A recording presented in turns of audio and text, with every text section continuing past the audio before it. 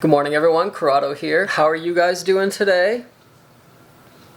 Great. Here we've got two big things going on right now. One, it is exactly 6:28 p.m. and it is already pitch black outside. Winter in Canada does that. But total darkness aside, I've got two other things going on. One, I'm having a wonderful dinner of pizza and coffee. And two, I'm reading up on things about China. I just found out this. China is planning on building a huge eco-city where no one will need to drive. I find this particularly interesting for a number of reasons. First of all, what you guys might not know is I went to school for almost 9 years. Well, I went to university for almost 9 years. I got my bachelor's degree in computer science and I got my master's degree in artificial intelligence, which is pretty cool. I did my final master thesis on building design. What I did is I made a program that would construct 3D models of building based on a whole bunch of criteria, and it would evaluate them if they were a good building or a bad building. And it turned out great. The one thing I was going to do for my thesis is I was going to do a study on city planning. I was going to have artificial intelligence build up entire cities and we'd evaluate them on things like traffic and driving and all those fun things. So to see that China is going to do something pretty experimental like this, it makes me kind of excited. I'm going to briefly show you guys what they're planning on doing. So they're planning on building the city right in the middle, and it's going to all be surrounded by farmland. Now this city is circular for a particular reason, because it's going to optimize wind flow to use for power generation, which is awesome. They say it's going to look something along the lines like this. And the whole thing what they're trying to do is to try to make it so you don't have to drive and you can just walk everywhere, which sounds great, looks great, and it seems pretty cool. These guys here seem pretty impressed about it, although those guys there didn't get the memo that it was black shirt and pants day. There is another thing that I'm pretty excited about. Look at that! Google just announced a whole new line of Nexus things. They have a 7-inch tablet just like the iPad mini, then they have the larger tablet, and then the phone. Now I'm particularly excited about the phone because I have an older Android here, not Google, it's like a Motorola, but this one's going to be amazing. Just to give a super quick overview of it, it is only $360, it is 16 gigabytes, and it has amazing specs. It has cool things like 2 gigs of RAM, 16 gigs of internal storage, and a bunch of other cool things, including wireless charging and this really cool 3D panoramic mode, which is like a photosphere, which is really cool. I'm sure you guys will love it. And I will take many of them and I will show you what they look like when they're done. One of the interesting things about the new Google phone is that whether you have a Canadian carrier like Bell or Rogers, or you have an American one like AT&T and Sprint, or whatever you guys use down there, you can use it on any one of those things. So it's totally unlocked. It's not hard-coded to one particular carrier. Is anyone else really excited about the new Nexus phone? If so, let me know in the comments below. The one thing I'm looking forward to is having a higher quality front-facing camera that doesn't look like garbage. Not that my hair looks like garbage, the camera looks like garbage. Not my hair. Guys.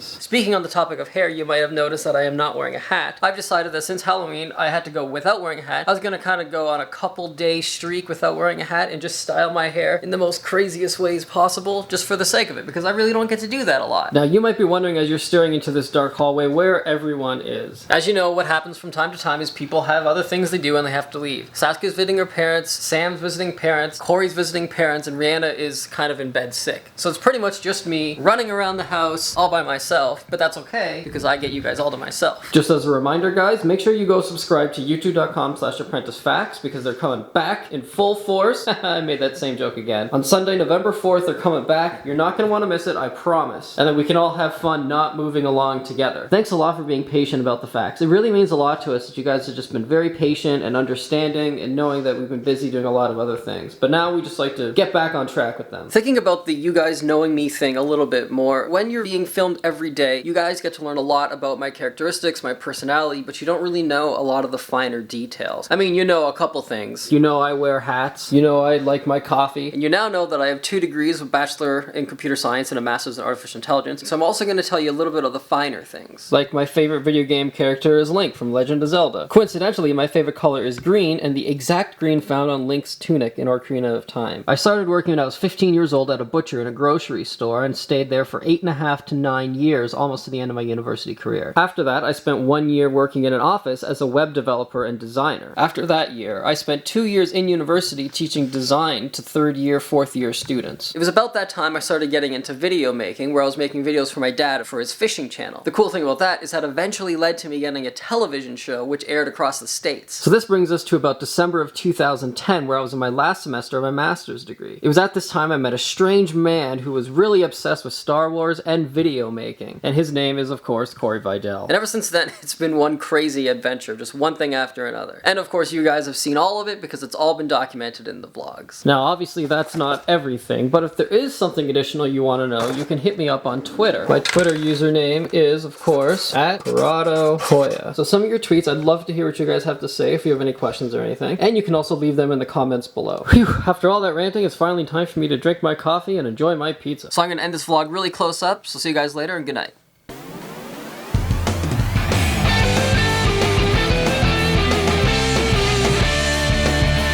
Daily vlogs, I want them in my subscription box. I wonder who might drop by, even though sometimes it's Canada outside. So don't go away, we're here every day. It's not ApprenticeA, it's ApprenticeEh. Hey, hey, hey, hey, hey. Home is where the vlog is.